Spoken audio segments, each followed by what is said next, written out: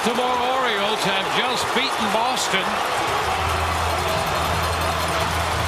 They've scored 2 in the bottom of the ninth against Papelbon, and the Orioles beat Boston 4-3.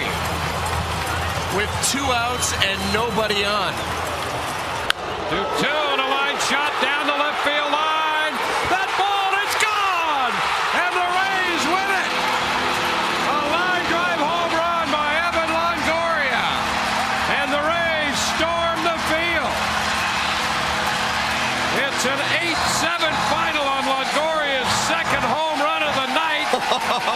And moments after, Baltimore.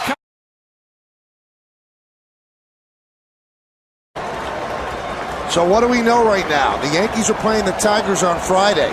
The Rangers are waiting to see who they play.